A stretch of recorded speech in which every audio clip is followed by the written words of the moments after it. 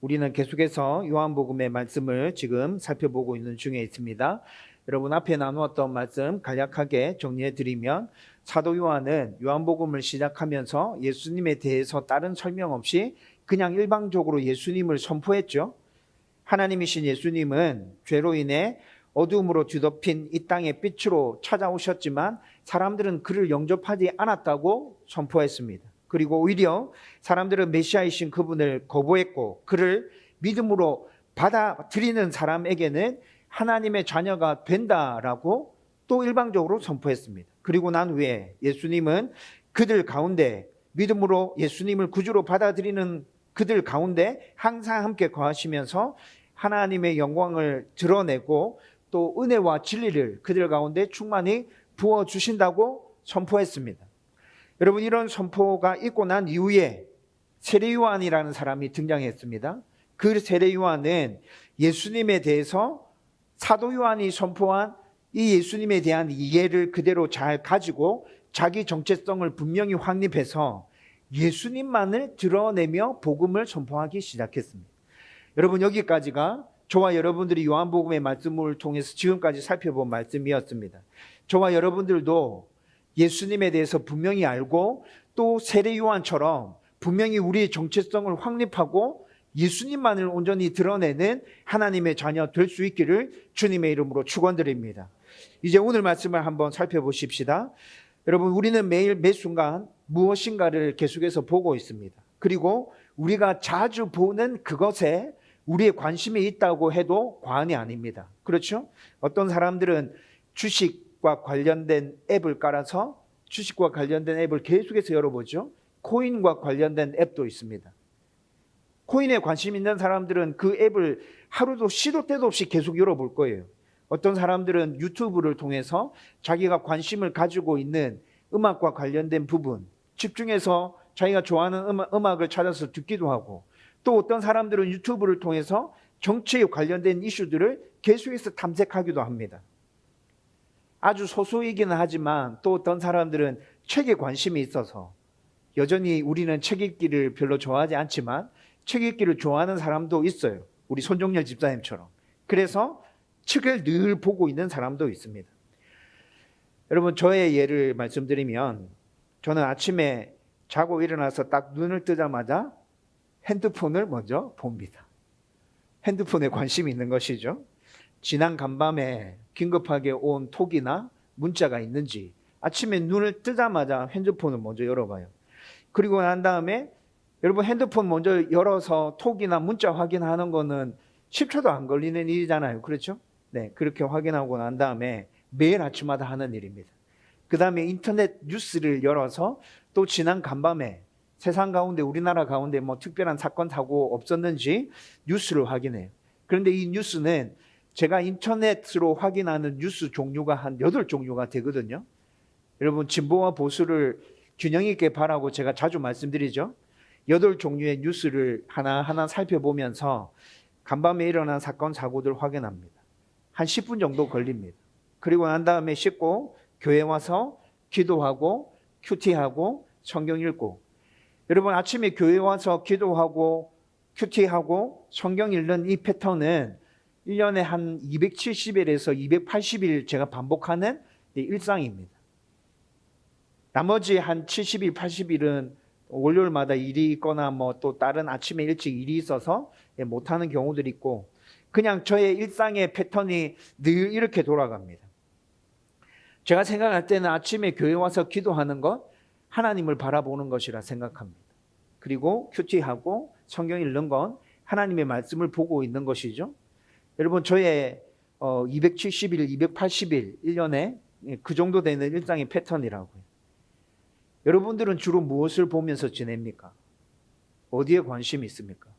내가 주로 무엇을 보는지 생각해 보시고 어디에 관심을 가지고 있는지 잘 생각해 보셨으면 좋겠습니다. 여러분, 오늘 우리가 읽은 본문 말씀에서 세례 요한은 오늘 예수님을 보라고 강하게 우리에게 초청하고 있습니다. 예수님을 봐라. 우리의 관심을 어디에 두라는 얘기입니까? 예수님께 두라. 보라, 세상 죄를 지고 가는 어린 양. 보라에 굉장히 강조점을 두어서 세례 요한은 지금 우리를 초청하고 있다는 것이죠. 그리고 예수님이 어떤 분인지 세례 요한의 관점에서 이해한 예수님을 오늘 간단하게 강력하게 선포하고 있습니다. 그가 선포하는 예수님이 도대체 어떤 분이신지 저와 여러분들 말씀을 통해서 오늘 또 한번 찾아보십시다. 여러분, 제가 오늘 설교를 시작하면서 서론을 간략하게 정리해 드렸는데, 제가 간략하게 정리해 드린 서론은 사도 요한이 선포한 예수님에 대한 정리였습니다. 여러분, 사도 요한과 요한복음이 시작하면서 사도 요한이 등장합니다. 그리고 또 세례 요한이 등장합니다. 똑같은 동명이인인데 다른 사람이죠. 그래서 지금 사도 요한은 예수님을 말씀이신 예수, 하나님이신 예수, 빛이신 예수, 메시아인 예수라고 지금 선포했어요. 그런데 세례 요한이 선포하는 예수님은 사도 요한이 선포한 예수님과 조금 다릅니다. 오늘 저와 여러분들이 읽은 말씀에서 세례 요한이 선포한 예수님이 드러나고 있거든요. 왜 달라? 의아할 수 있습니다. 그런데 여러분, 사도 요한이 선포한 예수님과 세례 요한이 선포한 예수님 다르지만 이 두 사람이 선포한 예수님을 온전히 합쳐서 한 예수님으로 이해할 때 우리 가운데 예수님에 대한 이해가 더 풍성해집니다. 여러분, 그래서 오늘 세례 요한이 선포한 예수님은 어떤 예수님인지 한번 살펴보십시다. 요한은 우선 보라라고 말하면서 사람들의 주의를 끌어당깁니다. 그리고 예수님을 세상 죄를 지고 가는 하나님의 어린 양으로 29절에 선포하고 있죠. 여러분, 여기서 보라라고 말하고 있는 이 말은 명령형입니다. 사람들을 아주 강력하게 초대하는 의미를 이 보라라는 말이 담고 있습니다. 누구에게로 초대합니까? 예수님에게로. 우리의 유일한 구원자 되신 예수님에게로 보라라고 말하면서 시선을 예수님에게로 끌어당기고 있다고요. 그리고 예수님을 세상 죄를 지고 가는 하나님의 어린 양이라고 선포했죠. 여러분, 하나님의 어린 양이라고 할 때 우리는 유월절 양이 머릿속에 떠오르게 됩니다. 여러분, 성경에 어린 양이라는 이 단어가 처음 사용되어졌을 때가 출애굽기 12장에 유월절과 관련된 사건에서 어린 양이라는 단어가 처음 사용되어졌어요. 출애굽기 12장을 보면 유월절 그 밤에, 출애굽하기 전날 유월절 밤에 어떤 사건이 있었는지 성경이 말씀해 주고 있죠. 이스라엘 백성들은 흠 없는 어린 양을 잡아서 자기들의 문인방과 설주에다가 그 피를 발랐습니다. 문설주에, 문인방에 피가 발려져 있으면 그 피로 인해서 죽음의 심판이 넘어갔습니다. 이걸 유월이라 하잖아요. 그렇죠? 넘어갔다. 여러분, 이 사건이 보여주는 건 뭐예요? 이 사건이 보여주는 것은 죄에 대한 하나님의 심판에서 대속의 원리로 구원받음을 보여주고 있는 것이에요. 예수님은 유월절의 양처럼 그의 죽음과 피로 우리를 죄에 대한 심판에서 건져주시는 분이다 라는 의미가 어린 양이라는 의미 안에 포함되어 있다는 거죠. 그래서 고린도전서 5장 7절 말씀에 이렇게 얘기합니다. 우리의 유월절 양 곧 그리스도께서 희생되셨느니라.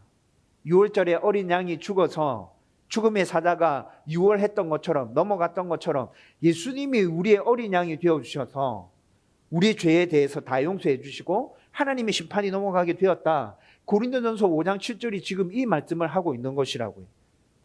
여러분, 이뿐만이 아니라 성경에 보면, 구약 성경에 보면 제사 제도에 대해서도 계속 얘기해 주고 있어요. 레위기 4장, 레위기 16장의 말씀에 보면 속죄제와 관련된 어린 양에 대해서 얘기해 주고 있어요. 제사장은 죄를 지은 백성을 대신해서 어린 양을 죄를 속하기 위한 희생 제물로 잡아서 하나님 앞에 올려드렸습니다. 여러분, 죄를 지은 사람이 제사장에게 제사를 드리겠다고 나옵니다. 그렇게 나오면 제사장은 어떻게 하죠? 제사장은 죄인의 머리와 양의 머리에 동시에 손을 얹어서 죄를 전가시키는 기도를 합니다. 이 죄인의 죄를 이 양으로 하나님 옮겨주십시오. 제사장이 중간에서 손을 얹어서 그렇게 기도하고 난 다음에 그 다음에 이 양을 잡아서 하나님 앞에 속죄 제물로 드린다는 것이죠. 여러분 히브리서 9장 22절 말씀에 보면 피 흘림이 없이는 죄에 대한 사함이 없다고 얘기하고 있습니다. 따라서 죄를 지은 사람은 반드시 자기가 죽든지 아니면 완벽한 조건을 갖춘 누군가가 자기를 대신해서 죽어줘야 이 죄에 대한 문제가 깨끗하게 해결된다는 것이죠. 구약시대 희생제물이 된 어린 양처럼 예수님은 우리의 죄를 대신 지고 죽어주신 속죄제물이었다는 것입니다. 그리고 구약시대 희생제물은 예고편이었습니다. 예수님이 우리의 죄를 대신 지시고 십자가에서 죽으신 그 사건은 구약시대 때 보여주신 그 예고편의 본편으로 우리 가운데 선포되고 선언되고 주어졌다는 것이죠. 여러분 이사야 53장 6절에서 7절 말씀은 이를 또 이렇게 설명하기도 합니다. 이건 예언된 말씀인데요. 하나님이 우리 죄악을 예수님께 담당시켰고 그 죄를 담당하신 예수님은 도살장에 끌려가는 어린 양처럼 그냥 잠잠하였다.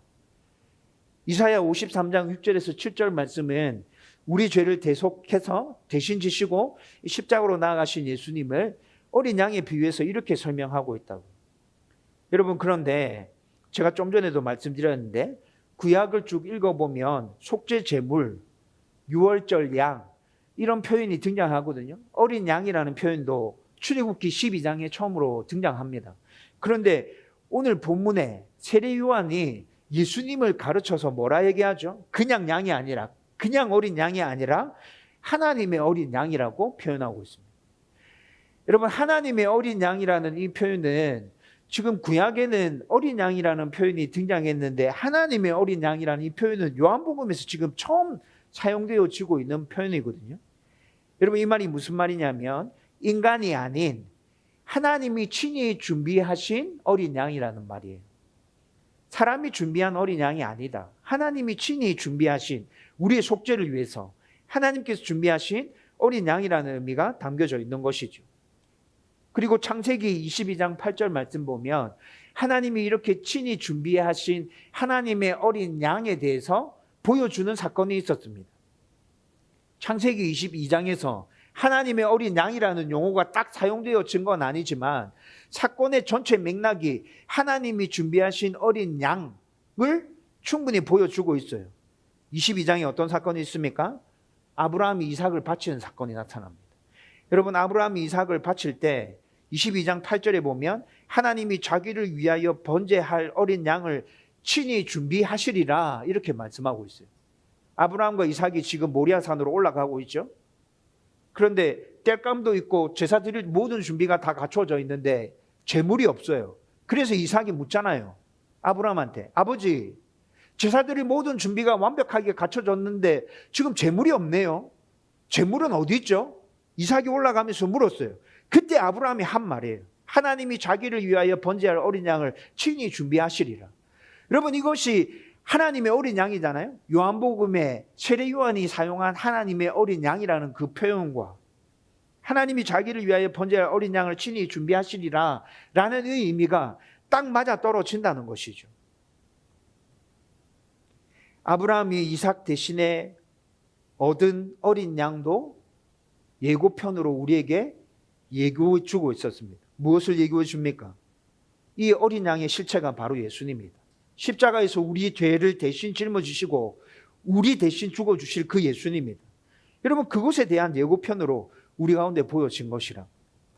여러분 지금까지 설명을 종합하면 지금 세례 요한은 예수님을 우리의 죄를 대신 지고 죽음으로 향해 가는 하나님의 어린 양으로 선포하고 있다는 것입니다.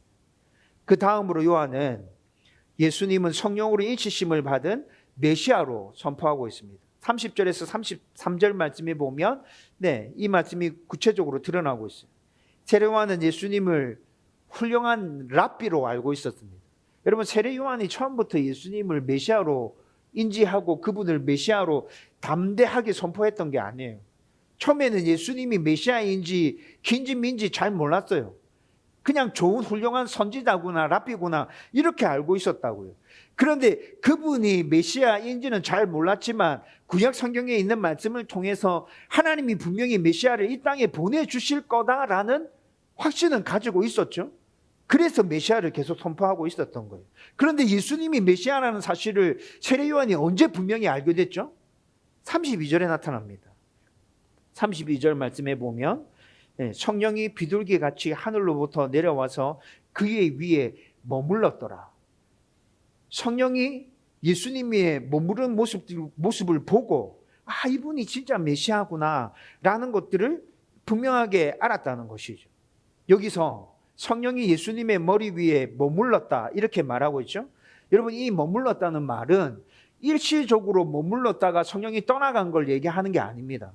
이 원어로 보면 머무르고 난 다음에 그 다음에 쭉 성령 충만함으로 예수님과 성령님이 온전히 하나됨으로 계속해서 동역하고 사역했다는 의미가 담겨져 있는 단어를 사용하고 있어요. 여러분, 이 장면은 예수님 위에 성령이 머무르는 이 장면은 예수님이 공적 사역을 시작하기 전에 세례를 받음으로써 하나님으로부터 메시아이심을 공적으로 인정받은 장면입니다. 그런데 예수님께서 성령이 임하는 것은, 예수님께 이렇게 성령이 임하는 것은 그가 메시아다라는 것을 증명하는 데 있어서 굉장히 중요한 일이었습니다. 왜 그렇습니까? 여러분, 구약시대 때 왕과 제사장과 선지자, 이스라엘 백성들에 있어서는 이 직분들이 정말 중요한 직분들이었죠. 그런데 이 직분들이 임명될 때마다 기름 부음을 받았어요. 사무엘상 10장 또 레위기 8장 이런 말씀들을 읽어보면 이스라엘 백성들에게 정말 중요한 직분들이 임명될 때 기름을 부어서 임명해라 이렇게 나옵니다. 그리고 또 메시아라는 이 말 자체가 히브리어로 기름 부음을 받은 자라는 의미를 담고 있잖아요. 따라서 예수님께서 성령이 머무르는 이 사건은 사람들이 기름 부음을 받고 하나님의 사람으로 중요한 직분을 감당했던 것처럼 바로 이 예수가 하나님께서 보내시는 너희를 구원할 메시아다라는 것을 분명히 보여주기 위해서 성령으로 기름 부음을 받는 모습을 사람들에게 보여주신 것이죠. 여러분, 이것뿐만이 아니라 예수님께 성령이 머물었던 그 사건에 예수님은 세례 요한은 물로 세례를 베풀었지만 예수님은 앞으로 모든 사람들에게 성령으로 세례를 베풀 거야 라는 의미를 담아서 또 예수님께 성령이 임하시는 모습을 사람들에게 보여준 것이기도 합니다. 이뿐만이 아니라 한 가지 의미를 또 더하면 제가 좀 전에 말씀드렸던 것처럼 예수님은 성령과 함께 성령이 그의 머리 위에 머무르는 그 사건이 있은 이유로 계속해서 성령 충만함으로 성령과 하나 되어서 하나님이 명하신 모든 일들을 이루어 가셨다는 것도 우리 가운데 보여주기 위해서 이런 사건들이 일어났다는 것이죠. 이를 지켜본 세례 요한이 뭐라 얘기합니까? 오늘 33절 말씀에 보면 33절 말씀 다 같이 읽어보겠습니다. 다 같이 읽겠습니다. 시작. 나도 그를 알지 못하였으나 나를 보내어 물로 세례를 베풀라 하신 그이가 나에게 말씀하시되 성령이 내려서 누구 위에든지 머무는 것을 보거든 그가 곧 성령으로 세례를 베푸는 이인 줄 알라 하셨기에. 아멘. 세례 요한이 예수님께 세례를 베풀었습니다. 예수님께 세례를 베풀 때 예수님 위에 성령이 내려와서 머무는 모습을 그때 그 자리에 있었던 모든 사람들이 같이 보았어요. 여러분, 이 광경을 같이 보고 있었던 세례 요한은 그 모습을 보면서 이분이 메시아구나 라는 걸 확실히 알게 되었다고요. 이분이, 나는 지금 물로 세례를 베풀고 있지만 이분이 모든 사람들에게, 당신을 구주로 받아들이는 모든 사람들에게 성령으로 세례를 베푸실 분이 바로 이분이구나 라는 걸 깨달아 알았다는 것이죠. 여러분, 예수님은 단지 인류의 역사 속에 등장한 위대한 한 사람이 아니라 바로 하나님의 아들, 성령으로 세례를 베푸시리 메시아이십니다. 하나님께서 지금 이 사실을 통해서 공개적으로 선언하고 계신 거라고요. 여러분, 어떤 상품이 진품인지 가품인지를 정확하게 구분해내려고 하면 뭐가 있어야 됩니까? 보증서가 있어야 됩니다. 보증서, 정품 마크 정확하게 딱 찍혀 있어야 이게 진품이구나 알잖아요. 여러분 요즘 진품 가품 이 문제 때문에 여러분 참 시끄러운 일들 많이 일어나고 있죠. 스마트폰이든지 전자제품이든지 정품을 인정하는 서류나 스티커가 있어야 AS도 제대로 받을 수 있고, 또 사용하다가 그 물건을 팔 때 제대로 된 중고값을 받아서 그 물건을 팔 수 있잖아요. 이런 거 없으면 여러분 사람들이 그것을 진짜라고 인정해 주지 않습니다. 예수님이 우리의 메시아라는 진품이라는 그 증거가 어디 있습니까? 오늘 본문에서 얘기하는 성령이 예수님 위에 머무는 사건이 예수님이 메시아다라는 진짜라는 그 증거를 확실하게 우리에게 보여주고 있거든요.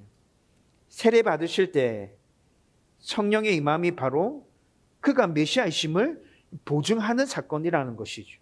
그리고 오늘날 우리가 예수님을 믿고 주님을 따를 수 있는 것도 성령님의 역사 때문입니다.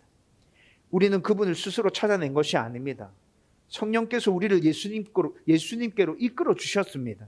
그래서 성령은 예수님이 메시아이심을 보증하는 것과 마찬가지로 우리가 하나님의 자녀라는 것도 오늘 시간에 보증해 주고 계십니다.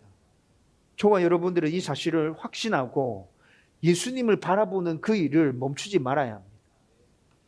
마지막으로 예수님은 하나님의 아들이라고 세례 요한은 선포하고 있습니다. 34절에 그렇게 선포하죠. 내가 보고 그가 하나님의 아들이심을 증언하였노라 하니라, 이렇게 말합니다. 여기서 보고와 증언하였노라라는 이 말을 원문으로 살펴보면 전부 다 완료형으로 기록되어져 있습니다. 본 것도 완료형, 증언하였노라도 완료형으로 기록되어져 있다고요. 여러분 이게 무슨 말이냐면 확정된 사실이, 그 누구도 반박할 수 없는 확정된 사실이 지속해서 증거되고 있다는 것을 의미하고 있습니다.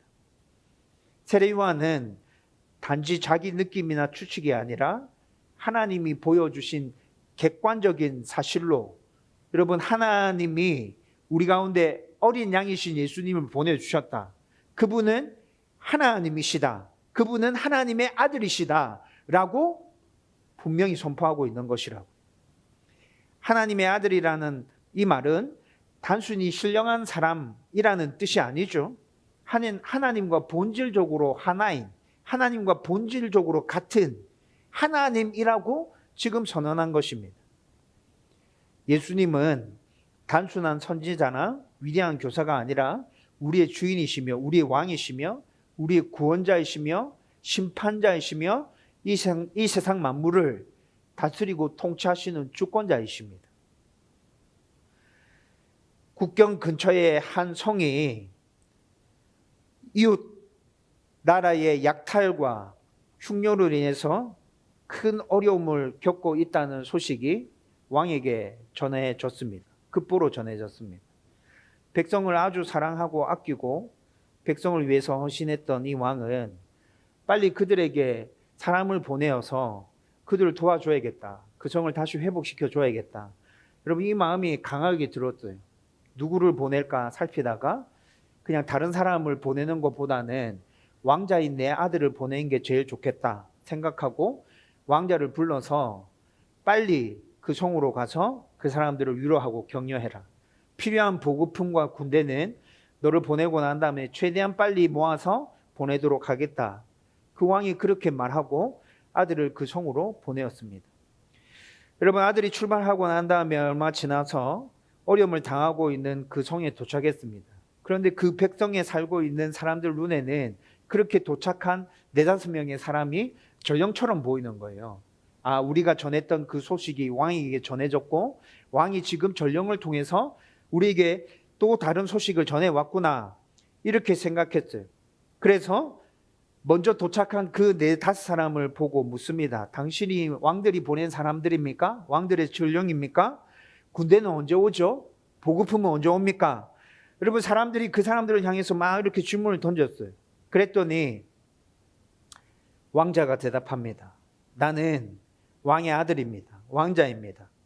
여러분, 그런데 이 말을 듣자마자 그 성의 백성들이 웅성거리기 시작했어요.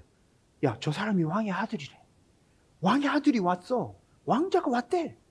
사람들이 이렇게 중얼중얼거리면서 웅성거리기 시작합니다. 나는 왕의 아들입니다. 라는 이 말 안에 담겨져 있는 어떤 무엇이 있다는 것을 우리는 그 백성들이 웅성거리는 모습을 통해서 알 수 있죠. 무엇이 담겨져 있습니까? 단순히 자기의 신분을 밝히는 의미가 담겨져 있는 것뿐만이 아니라 여러분, 이 말 안에는 왕의 권위와 왕의 마음이 담겨져 있습니다. 그 백성들을 얼마나 아끼고 사랑하는지 그 의미가 나는 왕의 아들입니다 라는 말 안에 담겨져 있다는 것이죠. 여러분, 사람들이 웅성웅성거리다가 또다시 질문합니다. 아니, 당신이 왕의 아들이라는 걸 어떻게 알 수 있어요? 왕자를 상징하는 깃발도 없고 군대도 없고 보급품도 없고 딸랑 4명 5명 이렇게 와가지고 당신 진짜 왕의 아들이 맞습니까? 사람들이 묻습니다. 왕의 아들이 대답합니다. 왕이 저에게 빨리 가서 여러분들을 위로하고 격려하라고, 여러분들을 도닥여 주라고 저를 먼저 보냈습니다. 저를 출발시키고 난 이후에 왕이 군대와 보급품을 최대한 빨리 모아서 여러분들을 돕기 위해서 보냈습니다. 조금 있으면 도착할 거예요. 여러분, 힘을 내십시오. 여러분, 왕자의 이야기를 들은 그 성의 주민들은 진짜 이 사람이 왕의 아들인지 아닌지 아직 긴가민가하지만 여러분, 이 말을 들으면서 희망을 품기 시작했다고요. 왕이 진짜 우리를 향해서 이 정도의 애틋한 마음을 가지고 있다고? 그리고 얼마 지나서 정말 왕의 아들을 상징하는 깃발이 보이기 시작합니다. 그리고 그 깃발 뒤로 군대가 그리고 보급품이 함께 그들을 돕기 위하여, 그들의 필요를 채우기 위하여 오고 있는 모습들을 이 백성의 주민들이, 이 성의 주민들이 다 보고 있었던 것이죠. 여러분, 그 이후에 이 왕자의 말을 그 주민들은 왕의 말처럼 받들면서 함께 힘을 모아서 그 성을 재건하고 세워가기 시작합니다. 예수님은 하나님의 아들이십니다. 그분은 하나님의 뜻과 하나님의 성품과 하나님의 능력을 우리에게 완전하게 나타내신 분이십니다. 이 진리를 고백하는 것이 참된 신앙의 시작이며 또 하나님으로 그분을 증언하는 것이 이 땅에서 성도로 살아가고 있는 저와 여러분들의 사명입니다. 우리는 이 진리를 믿고 증언하는 자들이어야 합니다. 이 세상은 예수님을 무시하거나 축소하려고 하지만 교회는, 우리는 세례요한처럼 예수님이 누구이신지 담대하게 세상 가운데 나가 선포해야 된다는 것이죠. 보라, 예수님은 세상 죄를 지고 가는 하나님의 어린 양이다. 보라, 예수님은 성령의 보증으로 우리의 유일한 구원자가 되신다. 보라, 예수님은 우리의 완전한 구원을 이루실 하나님의 아들이다. 라고 저와 여러분들의 삶을 통하여 담대하게 증거하고 증언할 수 있기를 주님의 이름으로 축원드립니다. 여러분, 이제 말씀을 정리하려고 합니다. 여러분들의 시선은 지금 어디를 향하고 있습니까? 무엇을 보고 계십니까? 어디에 관심을 가지고 계십니까? 여러분들이 당면한 문제입니까? 그 어려움에 관심을 가지고 있나요? 나의 어려움에 도움을 줄 수 있는 사람들에게 관심을 가지고 있습니까? 아니면 사람들의 이야기를 들으면서 이렇게 하면 이 문제가 해결된다 하더라, 이렇게 하면 도움이 된다 하더라, 그 세상적인 방법에 관심을 가지고 계신가요? 아니면 진짜 성도답게 세상 죄를 지고 가는 하나님의 어린 양이신 예수님께 관심을 가지고 그분 앞에 끊임없이 나아가고 계십니까? 여러분, 오늘 말씀에서 세례 요한은 우리에게 이렇게 얘기합니다. 예수님을 보라고, 예수님께 관심 가지라고, 예수님이 우리의 유일한 구원자가 되신다고, 그분이 우리의 어린 양이라고, 그분이 메시아라고, 그분이 하나님의 아들이라고 그렇게 선포하고 있죠. 예수님을 바라보는 것이 복음의 시작입니다. 복음의 시작입니다. 신앙의 시작입니다. 예수님을 바라보는 것이 신앙의 본질입니다.